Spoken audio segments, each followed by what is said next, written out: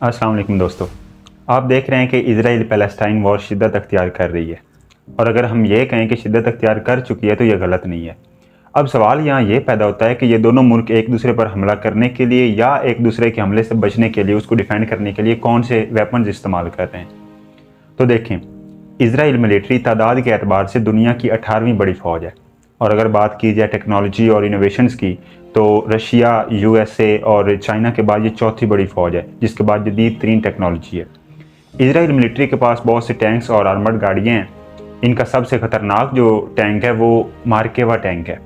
इसे इजराइल की बैकबोन यानी रीढ़ की हड्डी कहा जाता है। ये टैंक जर्मन ल्यूपर्ड 2 बैटल टैंक के जैसा है, जिसे रशिया यूक्रेन वॉर में बहुत अहमियत हासिल रही है। हमास ग्रुप ने ये मार्केवा टैंक भी कुछ तबाह किए हैं।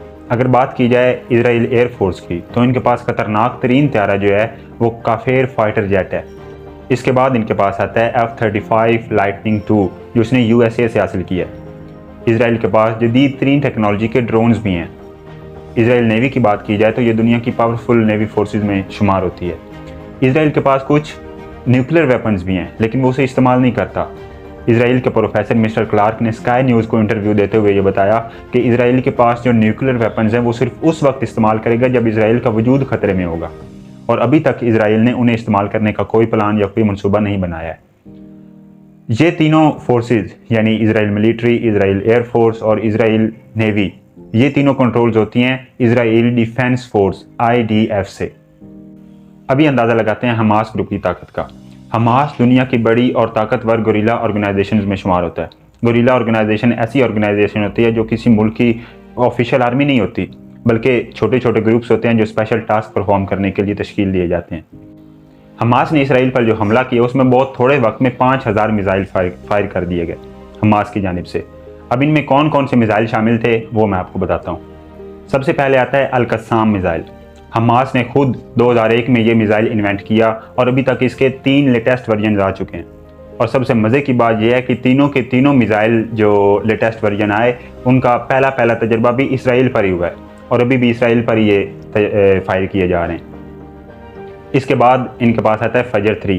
फजर 3 ईरान मेड है और इसकी एस्टिमेटेड रेंज 43 यानी 43 किलोमीटर है।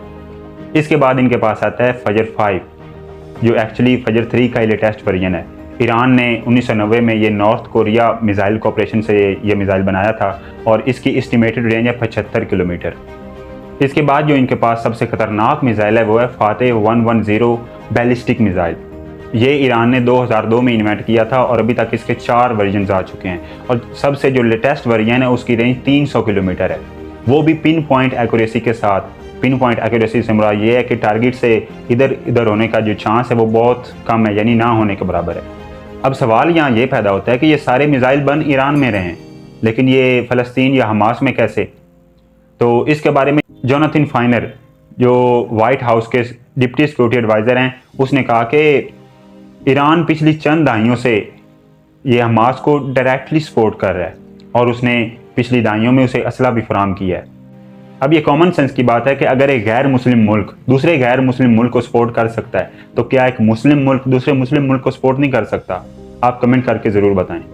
मैं उम्मीद करता हूँ कि ये थोड़ी सी इन्फॉर्मेशन आपको अच्छी लगी होगी। अगर अच्छी लगी हो तो आप लाइक कर सकते हैं, सब्सक्राइब भी कर सकते हैं। बहुत शुक्रिया।